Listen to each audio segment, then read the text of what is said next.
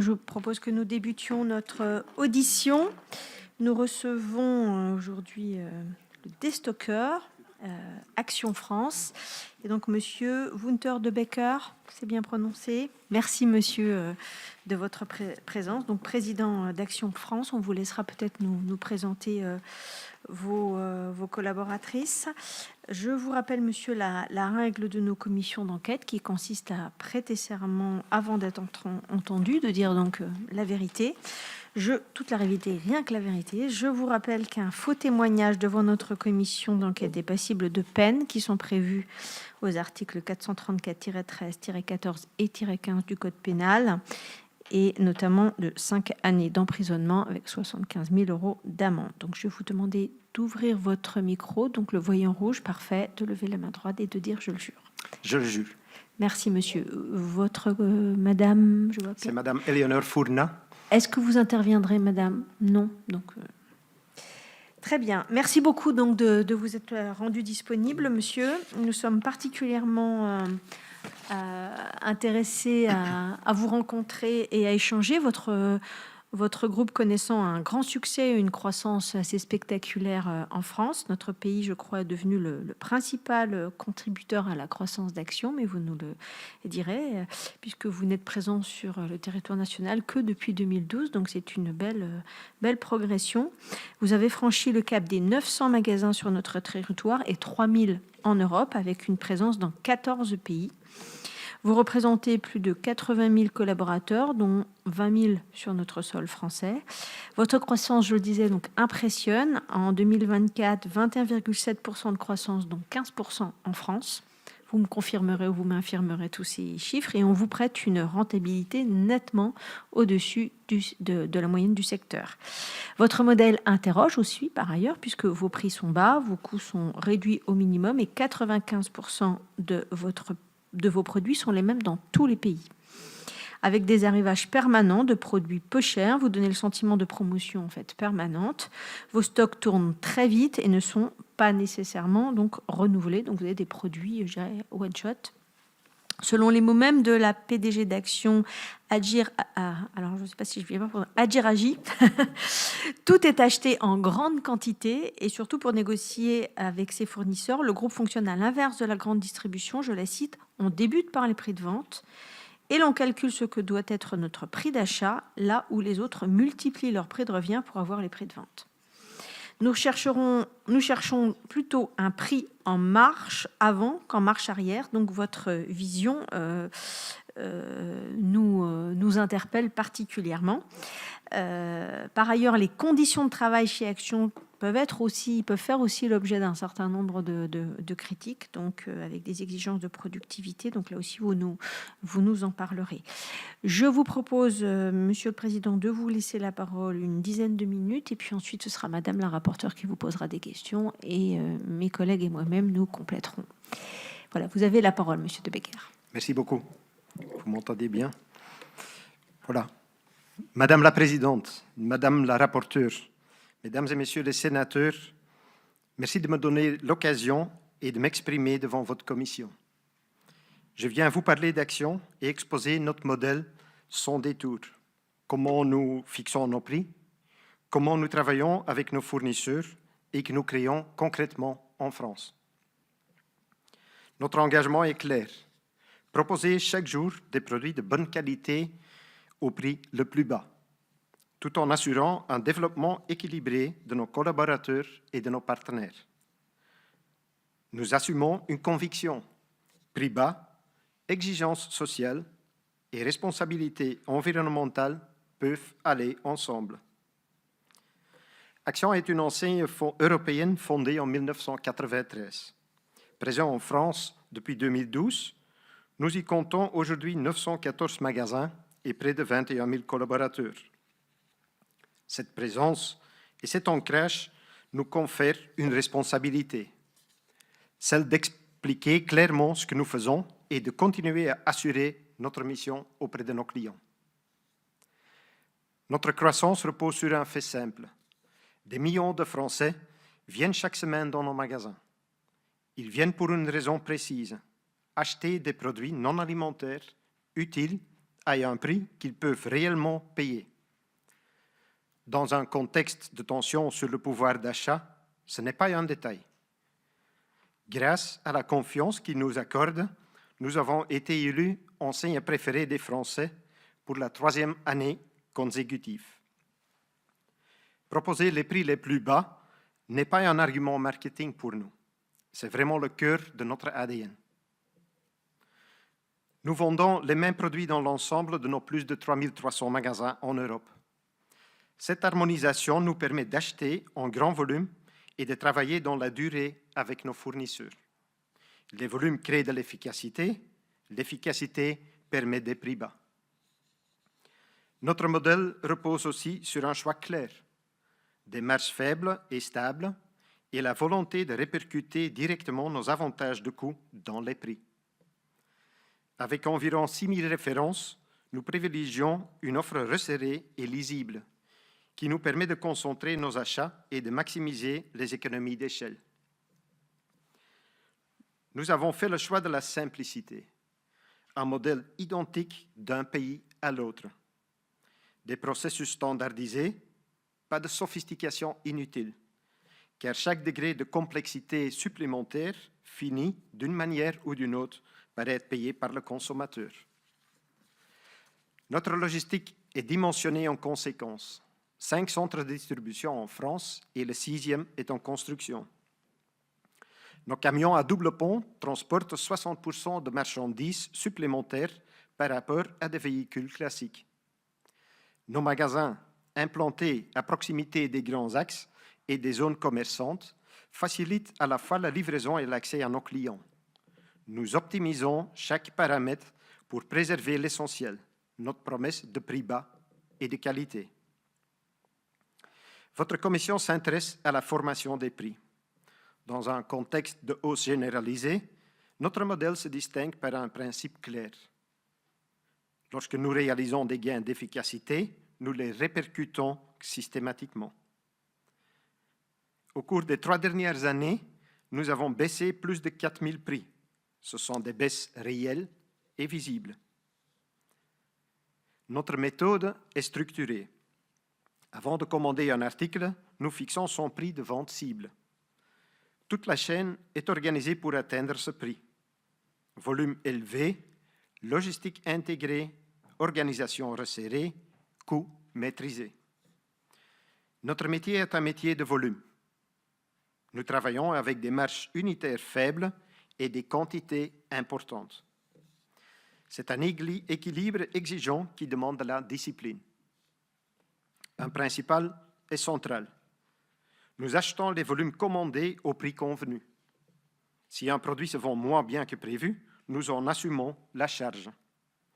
Nous ne pratiquons pas de mécanisme de rémunération indexé sur les performances commerciales. Le prix négocié est le prix payé. Cette règle clarifie la relation commerciale et sécurise nos partenaires. Notre assortiment est volontairement limité. Environ 6 000 références réparties sur 14 catégories.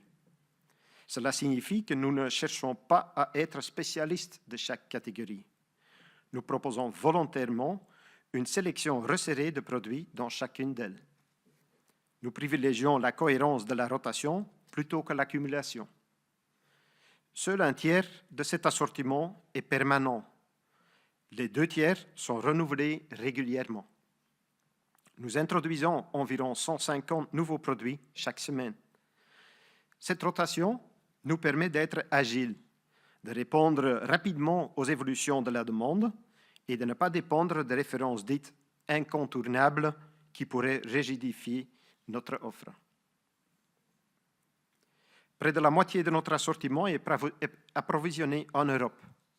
Le reste provient principalement d'Asie auprès de fournisseurs sélectionnés. Nous travaillons également avec des fournisseurs implantés en France, 47 pour être précis. Plus de 90% de nos références sont identiques dans l'ensemble de nos magasins européens. Cette standardisation est un levier d'efficacité déterminant. Nous considérons nos fournisseurs comme des partenaires. Nos achats sont centralisés, pour garantir cohérence et contrôle. Nous nous approvisionnons auprès des grossistes, en importation directe auprès de fabricants de marques nationales et de manière très marginale via des opérations de déstockage. Nous avons mis en place une politique d'achat responsable qui couvre l'ensemble de notre chaîne de valeur, afin de garantir des conditions de travail sûres et un niveau de rémunération approprié chez nos prestataires, chez nos partenaires. Nous réalisons des audits et des contrôles ponctuels dans les usines de nos fournisseurs.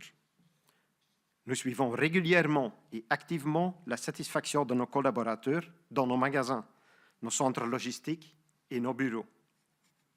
Être un acteur européen de premier plan dans le commerce non alimentaire implique des responsabilités importantes. Nous les assumons pleinement. Sur la question environnementale, car je pense que c'est fondamental d'en parler, nous ne considérons pas que la durabilité soit un luxe réservé à quelques-uns. Elle doit être accessible.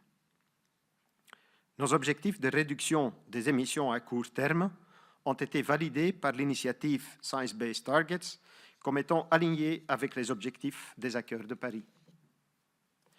Nous appliquons des politiques strictes en matière d'approvisionnement responsable et de conditions de production sur l'ensemble de notre chaîne de valeur. Nous utilisons des matières premières certifiées issues de filières durables telles que le Better Cotton, le papier certifié FSC, le cacao Fair Trade ou le bois certifié PFC. Et nous développons des produits conçus pour durer au-delà d'un usage unique. Nous avons finalisé des plans de circularité pour l'ensemble de nos catégories afin d'améliorer progressivement la conception des produits, leur durée de vie et leur fin de vie. Notre démarche est structurée. Lorsque des objectifs sont atteints, nous relevons le niveau d'exigence et fixons de nouveaux jalons. Nous ne prétendons évidemment pas avoir tout résolu, mais nous avançons de manière responsable et mesurable. Au-delà de notre modèle économique et de notre promesse de prix bas, il y a aussi les femmes et les hommes qui font vivre Action au quotidien. En France, la question des prix ne peut être dissociée de la valeur créée. Je suis très fier de vous dire qu'en un peu plus de 10 ans, nous avons créé plus de 20 000 emplois en France, majoritairement en contrat à durée indéterminée des CDI. Chaque magasin représente en moyenne une vingtaine de nouveaux emplois locaux. Nous investissons continuellement dans la formation et la promotion interne. Aujourd'hui, nos magasins sont en France. Nos centres de distribution sont en France. Nos équipes sont françaises. Nous appliquons les règles françaises. Madame la Présidente, Madame la Rapporteure, Mesdames et Messieurs les sénateurs, Action n'est pas un modèle opaque ni un modèle opportuniste. C'est un modèle fondé sur la simplicité, la discipline et la cohérence. Nous avons fait le choix d'un cadre clair, des prix bas rendus possibles par l'efficacité, les relations commerciales lisibles et des responsabilités assumées. Dans un débat où les postures peuvent parfois l'emporter sur des réalités économiques, il nous semblait important d'apporter ces éléments factuels. Je suis maintenant à votre disposition pour répondre à vos questions. Je vous remercie. Merci, Monsieur le Président. La parole à Madame la rapporteure. Bonjour, Monsieur le Président. Bonjour, Madame de Fournas. Donc, je suis contente de vous avoir parce qu'il n'y a pas une seule audition où on ne vous mentionne pas. Enfin, c'est très rare les auditions où on ne mentionne pas Action, puisque vous êtes venu et vous bouleversez un peu le marché français dans cette dernière décennie. Et donc, effectivement, pour la grande distribution, vous représentez un nouvel acteur qui vient un peu bousculer à la fois leurs pratiques et surtout leurs clients en offrant des prix bas et des produits très spécifiques. Moi, j'aurais aimé que vous nous parliez de vos marges brutes et de vos marges nettes, parce que votre construction du prix en marche arrière, c'est-à-dire que vous partez, alors si j'ai bien compris ce que vous nous avez dit, vous partez du prix client, vous dites par exemple, je ne sais pas moi, une corbeille de pain, ça peut être vendu 8 € chez Action. Je ne sais pas si vous vendez des corbeilles de pain à 8 €, mais admettons. Et puis, vous dites, très bien, on va la faire fabriquer pour Alors, je ne sais pas combien, je ne sais pas quelle est votre marge commerciale, votre marge nette, votre marge commerciale. Comment sont constitués vos prix? D'accord, vous partez du point d'arrivée au lieu de partir du point de départ, comme on le fait et comme on demande à ce que ce soit fait pour, en France, justement pour nos agriculteurs. Mais là, ça ne concerne pas beaucoup nos agriculteurs, les produits que vous vendez. Donc, expliquez-nous comment sont faites vos marges et vos prix. Merci beaucoup pour votre question. Ça nous laisse l'opportunité, en effet, de clarifier comment nous, on fonctionne chez Action. Donc, comme vous avez en effet déjà dit vous-même, chez nous, tout commence dans notre ADN, c'est d'offrir les prix de qualité au prix le plus bas pour le consommateur. C'est ça qui est vraiment l'ADN de notre entreprise. C'est ça qui est véhiculé partout dans notre façon de travailler. Donc, les acheteurs chez nous, ce qui est une équipe centralisée qui achète des produits pour tous les pays, comme vous avez pu comprendre dans mon exposé. Et alors, l'acheteur, en effet, il va creuser, il va voir c'est quoi les produits qu'on veut vendre, qu'on veut avoir dans notre assortiment. Puis, il va regarder, ça devrait être quoi le prix de vente pour le client, pour le consommateur, qui est acceptable, justement pour respecter notre ADN et donc de pouvoir proposer le prix le plus bas. De cette façon-là, il va donc regarder à quel prix il va devoir acheter ce produit, mais également tous les éléments qui jouent un rôle entre, disons, le prix de vente et le prix et au niveau de la marge. Désolé, je vais m'expliquer. Donc, le prix, la différence entre prix de vente et prix d'achat, ça fait la marge brute, comme partout. Ce qui fait la différence, et bien évidemment, pour arriver à la marge nette, il faut également prendre en compte toutes les dépenses et tout le fonctionnement de l'entreprise qui compte.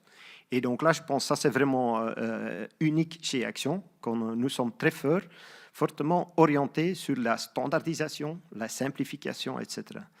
Quand je vous dis que 3300 magasins sont organisés de même façon, la logistique, si nous utilisons des camions à double pont qui peuvent transporter plus que 60% de plus qu'un camion normal, si nous avons des endroits où on va implanter nos magasins qui sont peut-être un peu au bout de la zone, parce que la formule est là, les clients viennent jusque chez nous, ça fait des loyers qui sont mesurables. Et tous ces éléments-là, par exemple aussi les éléments marketing, ouais, je pense que vous avez peut-être déjà constaté vous-même. En tout cas, quand moi je tourne en magasin, les clients qui en parlent d'Action, vous avez dit, tous les autres acteurs en ont parlé. Donc, ça fait beaucoup de bouche à l'oreille ou d'une façon un peu plus moderne entre-temps. Ça fait parler et ça invite. Ce qui nous arrange quelque part parce que ça diminue aussi, ça fait diminuer nos coûts, nos frais au niveau du marketing.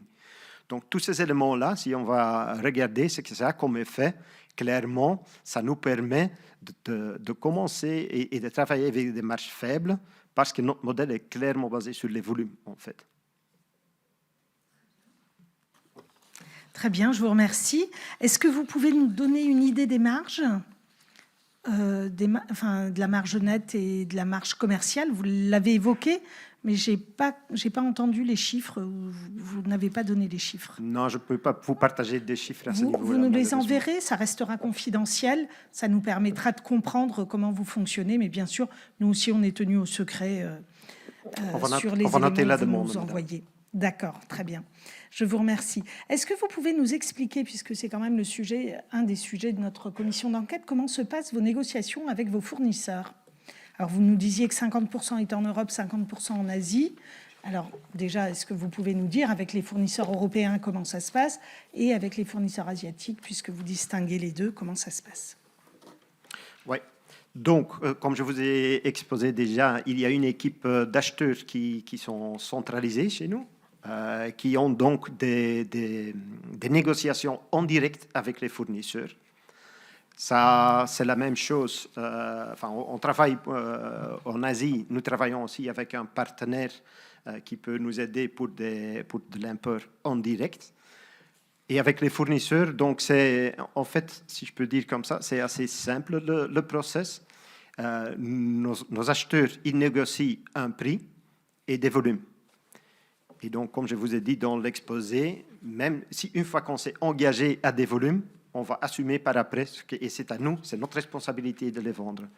Donc chez nous, il n'y a pas de marche arrière ou ce genre de négo en fonction des quantités achetées, vendues, mises en magasin. Nous ne faisons pas tout ça.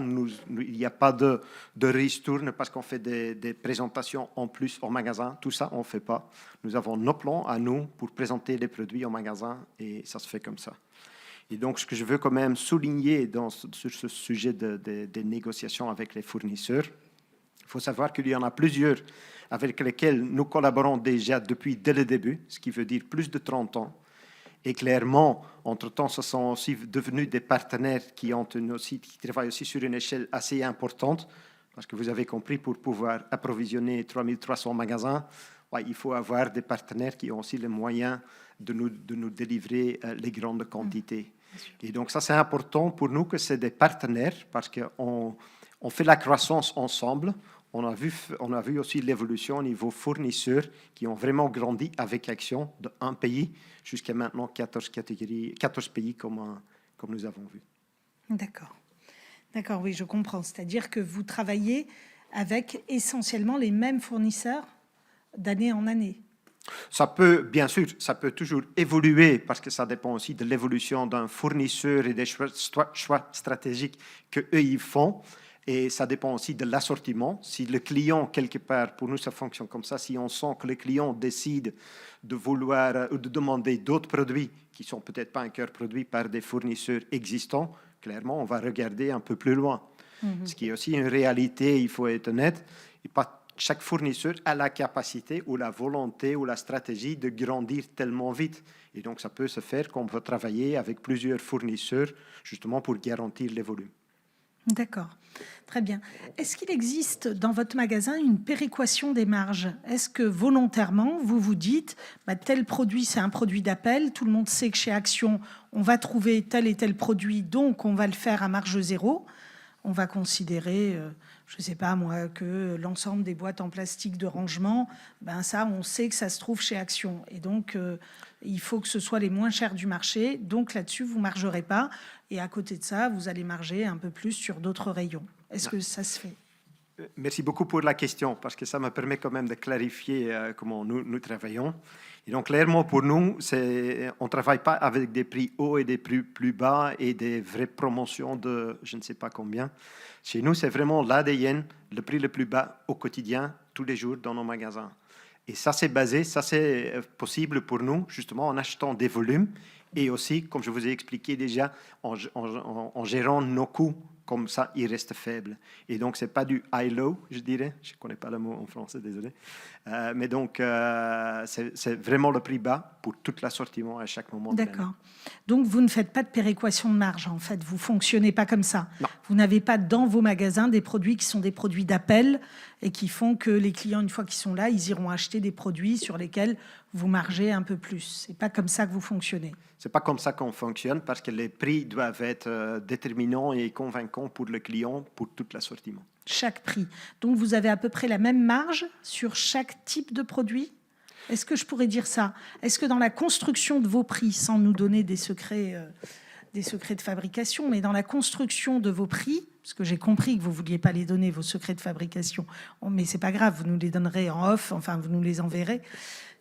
Mais en tout cas, dans la construction de vos prix, est-ce que lorsque vous dites tel produit, il doit être vendu à tel prix et que vous faites la marche arrière pour arriver jusqu'au prix d'achat fournisseur, est-ce que là, vous avez toujours la même marge? Est-ce que vous dites Action doit avoir X% de marge nette, 32% de marge commerciale, et donc vous déclinez comme ça la marche arrière du prix, ou non? Non, donc, comme que je vous ai expliqué quelque part, notre modèle est un modèle de volume. Nous acceptons donc des marges unitaires faibles, compensées par la quantité. J'ai compris, mais est-ce que ce sont toujours les mêmes marges unitaires faibles sur chaque produit? Ce que je veux dire, sur chaque type de produit. C'est ça ma question. Admettons que votre marge, elle soit de 3%. Est-ce que chaque produit vous rapporte une marge nette de 3%? Ou est-ce qu'il y a des produits qui vous rapportent 1% et d'autres 5%? Je ne peux pas vous donner ces détails-là, madame, mais en tout cas, ce qui est le plus important pour moi, c'est que la stratégie qui est derrière, c'est à la base, c'est un choix qu'on a fait comme entreprise, c'est-à-dire nous fonctionnons avec la marge faible, en fonction des catégories des produits et ce qui est possible, bien évidemment. Et puis, comme ça, on travaille en gérant les coûts de la société. D'accord, donc il n'y a pas ce qu'on peut appeler des produits d'appel. Tous vos produits sont des produits d'appel. C'est toujours des produits qui sont... En fait, c'est tout l'assortiment qui doit faire appel aux clients, en effet. D'accord, ok, Ouais. oui, mais c'est ça. Très bien. Alors, est-ce qu'on peut revenir aux conditions de travail? Parce que c'est un sujet sur lequel vous êtes un peu décrié. Vous le savez. Alors, vous nous avez expliqué que vous aviez créé 20 000 emplois, qu'il y a à peu près 20 personnes par magasin, c'est ça, 20 embauches par magasin. Donc ça, c'est intéressant. Tout ça, ce sont des emplois intégrés. C'est le groupe Action qui embauche. Donc ça veut dire aussi une politique sociale, etc. Vous ne faites pas, vous ne faites pas de franchise, ou comme Nose, par exemple, où les magasins, enfin, il y a un gérant de magasin qui gère le personnel. Et Nose gère tout le reste. Vous, ça n'est pas comme ça. Vous gérez tout. Le personnel, les marchandises... Oui, exactement. Chez nous, c'est un modèle 100% intégré dans tous les pays. Et ça va jusqu'au magasin. Et peut-être juste pour répondre à votre question, donc au magasin, peut-être ça vous clarifie les choses. Donc il y a un ou une responsable magasin.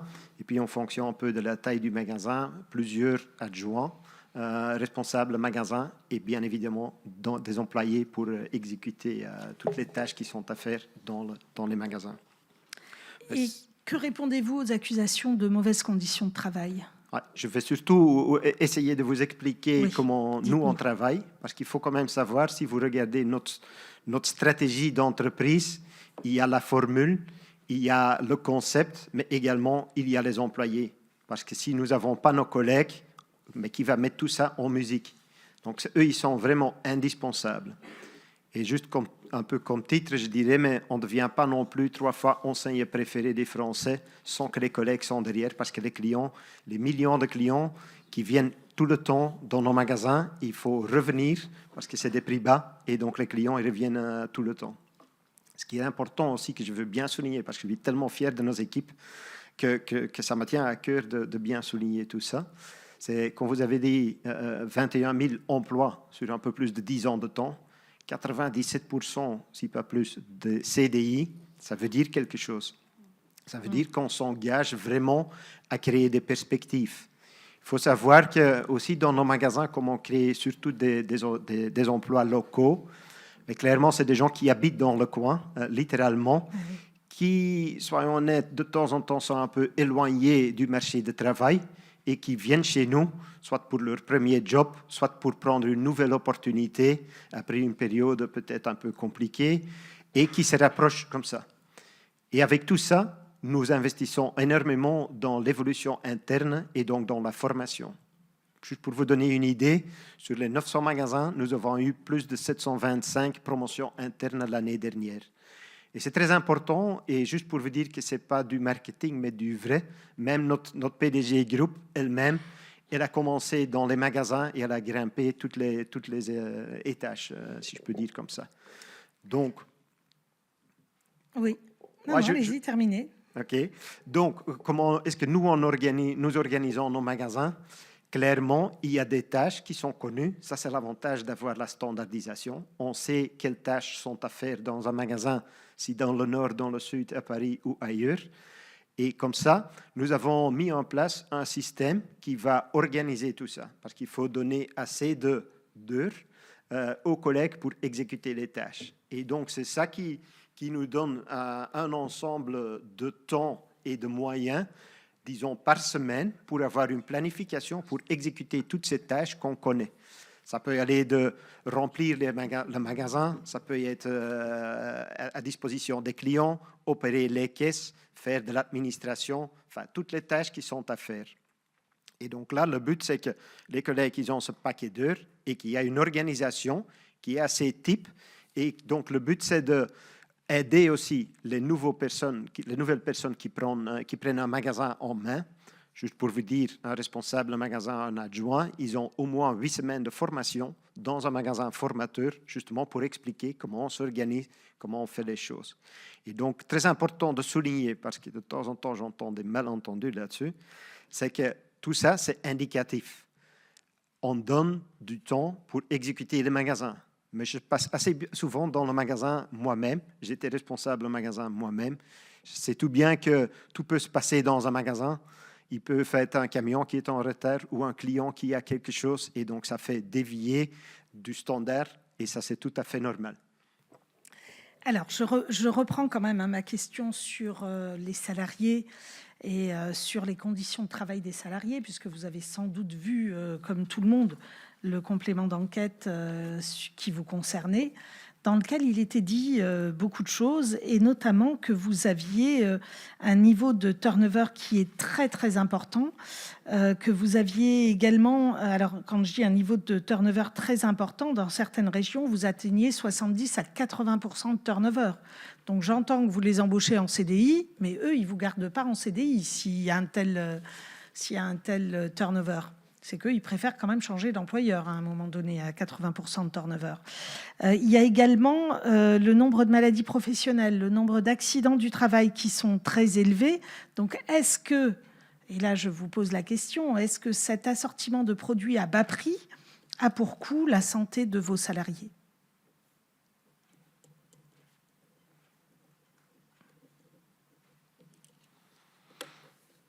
Je comprends la question. En ce qui concerne le turnover, je pense que c'est quand même important de regarder aussi un peu plus large qu'Action et de se dire les jeunes, parce que c'est souvent des jeunes qui commencent chez nous. Ouais, il y en a plein, comme je vous ai dit, qui prennent soit leur premier job, soit qui prennent un job, et puis ils vont développer des choses. Soit ils se développent en interne chez nous, ils font l'évolution interne, ils s'inscrivent dans les plans et dans les projections, soit ils vont faire autre chose par après. Je vois ça pas que chez Action, je vois ça également ailleurs. Donc, c'est toujours un choix libre de travailler chez Action, oui ou non. J'y reviens encore tout à l'heure.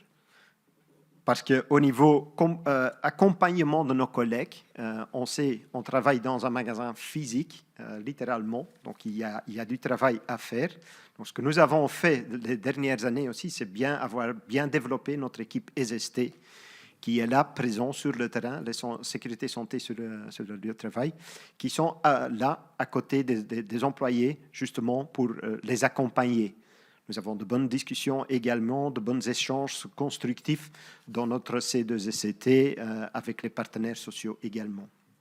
Et je veux quand même souligner aussi une chose. Nous faisons poursuivre la satisfaction de nos collègues. Nous faisons tous les 2 ans une enquête satisfaction en interne. Là, tout le monde est libre de répondre oui ou non. Je peux vous dire, la dernière version, on leur donne le temps aussi de travail pour remplir l'enquête. Ils ont un quart d'heure pour remplir exactement cette enquête. En 2025, je peux vous dire qu'il y avait 98% des collègues qui ont rempli le questionnaire. Et plus de 82% des collègues ont répondu qui se sont impliqués, voire très impliqués dans la société. C'est-à-dire, ils sont fiers de pouvoir travailler pour Action. Et c'est quoi les éléments qu'ils mettent le plus en avant?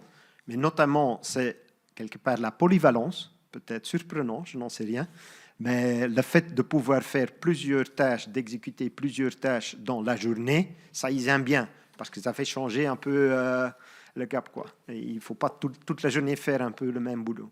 Ça, c'est de 1. De 2, cette possibilité d'évolution interne. Il y a beaucoup de gens qui ont compris que chez Action, ça c'est tout à fait réaliste. Je vous dis aussi que nous sommes très divers aussi dans nos équipes, parce qu'on veut toujours refléter aussi les clients qui habitent dans le coin, et on veut que les clients se reconnaissent aussi en entrant dans nos magasins. Là aussi, je peux vous dire que nous pouvons donner des chances à des gens qui n'ont peut-être pas toujours des chances ailleurs. Et également, ouais.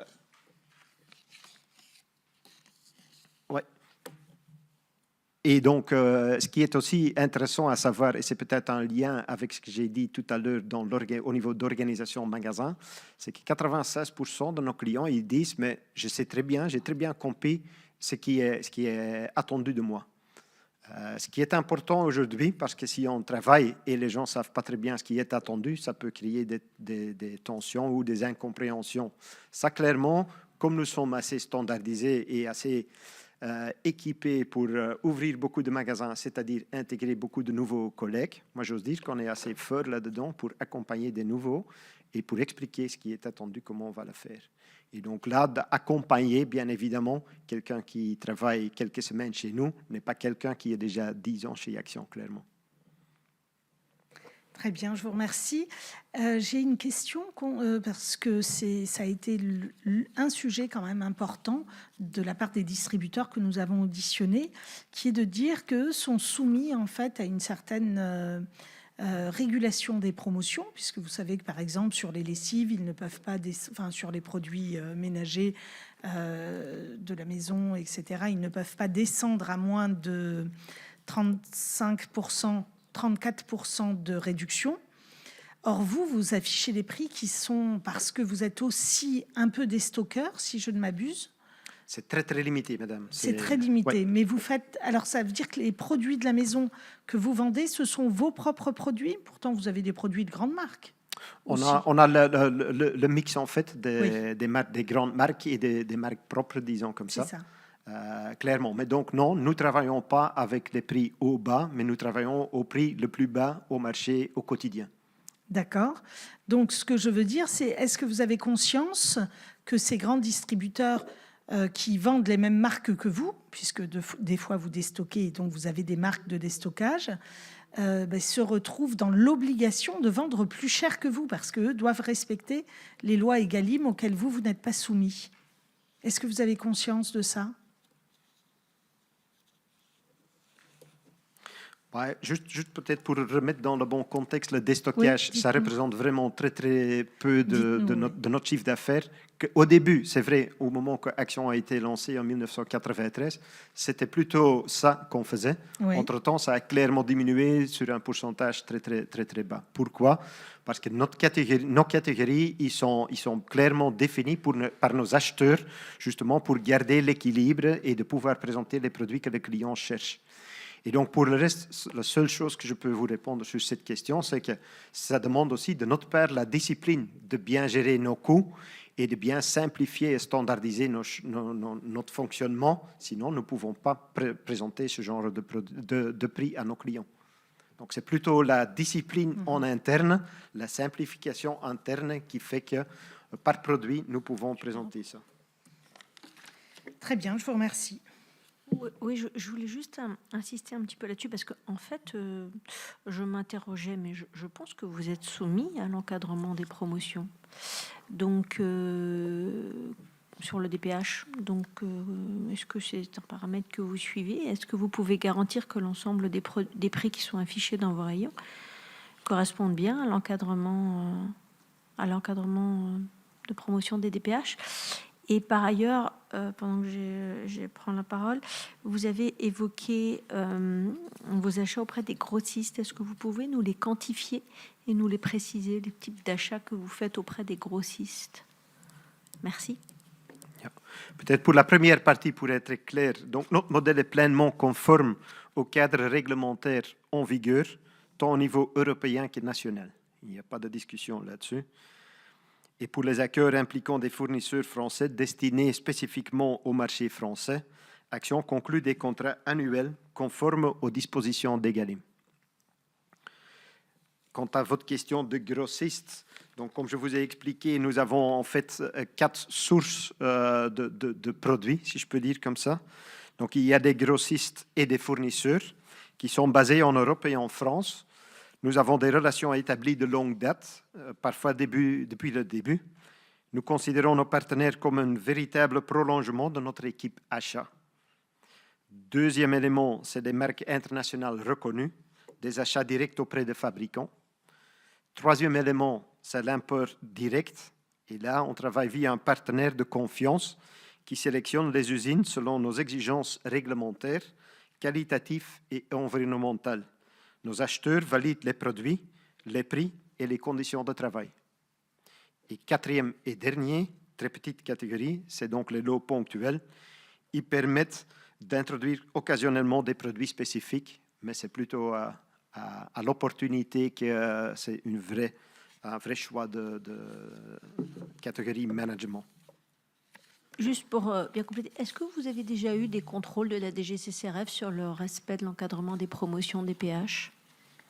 Je ne peux pas vous répondre en détail, mais je sais que comme Action, comme nous sommes une entreprise assez importante entre-temps en France, nous sommes, et c'est tout à fait normal, audités et suivis par toutes les autorités françaises. Et voilà, c'est tout à fait normal et c'est notre droit d'être en lien. Merci, monsieur. Je croyais que Madame la rapporteure avait encore d'autres questions.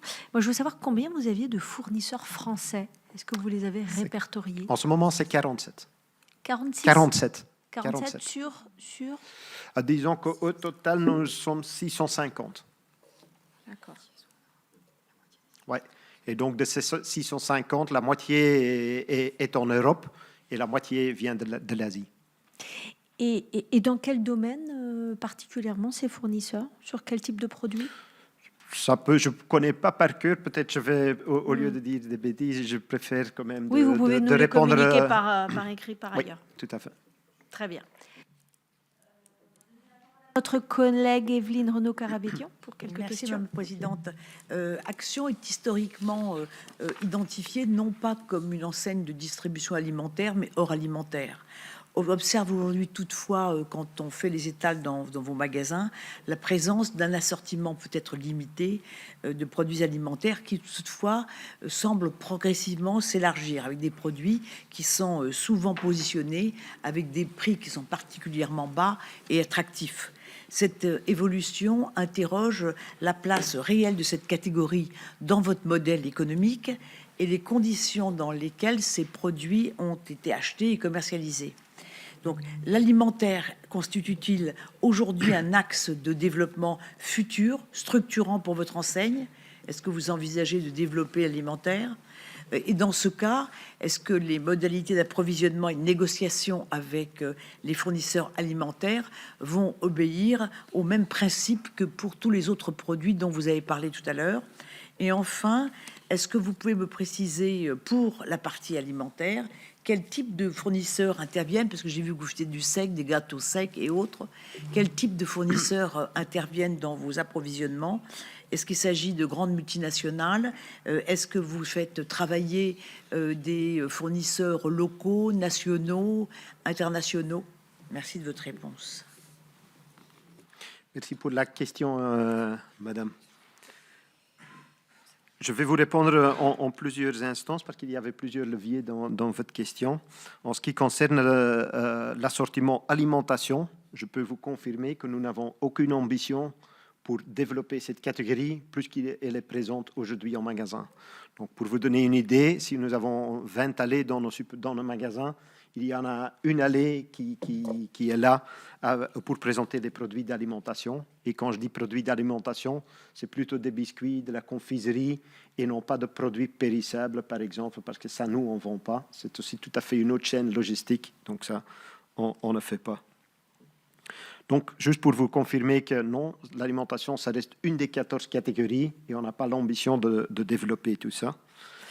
Et pour les types de fournisseurs, comme je vous ai dit, ça peut être des fournisseurs un peu de tout type. Ce qui est vrai chez nous, ce qui est sûr, c'est pas des fournisseurs locaux, des petits fournisseurs, parce que ça, c'est pas nous. Nous sommes plutôt complémentaires aux experts, aux autres enseignes qui sont des vrais spécialistes. Nous avons que 6000 références dans tout le magasin. Et donc là, il faut faire de bons choix pour faire tourner. Et en plus, il faut trouver les volumes, justement, pour pouvoir approvisionner les 3300 magasins un peu partout en Europe. Alors, encore une question de Madame la rapporteure.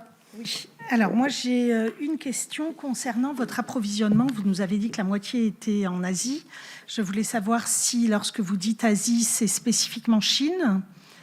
Et donc, une question corollaire, c'est est-ce que vous avez une vigilance particulière à ce que à faire attention à ce que vos produits ne soient pas produits par le travail des enfants, ne soient pas produits non plus par du travail forcé. Nous savons qu'il y a la question des Ouïghours en Chine et donc qu'il y a une forme d'esclavage importante d'une partie de la population. Donc, est-ce que vous êtes vigilant à ces éléments-là qui sont des éléments aujourd'hui importants pour la population française? Oui.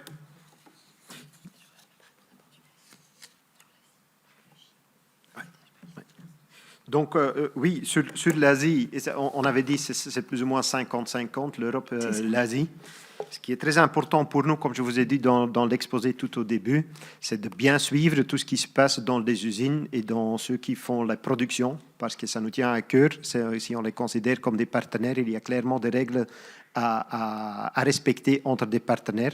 Donc, toute la législation en place est à suivre et c'est aussi contrôlé. Pas que par nous, mais aussi par des audits réguliers indépendants. Très important que ça se fait de façon indépendante, justement pour pouvoir garantir que tout ça rentre dans les règles en vigueur. Mais ça fait partie de vos exigences. Exactement. Vous le demandez clairement Exactement. à vos fournisseurs qu'il n'y ait pas de travail forcé, pas de travail des enfants. Exactement. Très bien. Je vous remercie. J'ai une autre question sur l'évolution du marché. On voit aujourd'hui beaucoup qu'il y a une évolution du marché vers le e-commerce. C'est très clair. Vous avez fait le choix contraire d'être très présent, d'être localisé en proximité, d'avoir des magasins physiques, d'avoir tout qui est intégré. Donc, on comprend bien que le commerce en ligne, normalement, c'est pas votre... peut-être que je me trompe, et dans ce cas-là, dites-le moi, mais il nous semble que c'est pas votre évolution naturelle. Exactement. Action, ça c'est vraiment égal magasin physique. C'est ça. L'émotion du client dans le magasin, la proximité, comme vous dites, le contact avec les équipes, le contact humain, ça c'est vraiment nous. Et aussi le fait d'avoir le plaisir de pouvoir trouver le produit à l'instant T. Et donc, oui, très fier d'être sur tout le territoire et d'être plus proche de tous les Français et Françaises. Donc, il n'y a pas de développement de magasins en ligne qui est prévu et pour le pas moment, de... nous n'avons rien en Non. développement en D'accord. France. D'accord. Et ça, vous pensez que c'est une menace pour vous, la part croissante du commerce en ligne?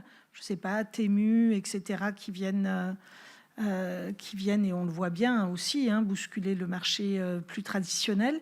Est-ce que ça vous impacte? Moi, je pense que tout ce qui se passe sur le marché, si c'est en ligne ou du physique, il faut toujours suivre le marché. Et chaque fois, il faut se poser la question, mais c'est quoi notre ADN? Pourquoi le client, est-ce que c'est toujours clair pourquoi le client doit venir chez nous? Moi, je pense que pour le moment, c'est toujours très clair. Les clients, ils l'ont aussi compris et ils continuent à venir chez nous. Mais il faut toujours rester vigilant et surtout ne pas vouloir copier à moitié d'autres. Il faut surtout faire dans ce qu'on est bien nous-mêmes et ce qu'on a une claire, proposition pour nos clients. Très bien. Je vous remercie. Je n'ai pas d'autres questions. Merci. Écoutez, merci beaucoup, monsieur, mesdames, pour ce temps consacré, pour vos réponses. Et puis, n'hésitez pas à nous répondre par écrit, les compléments. S'il y avait un point que nous n'avons pas évoqué et qui semble important, n'hésitez pas à nous le porter à connaissance. Merci beaucoup. Super. Merci beaucoup.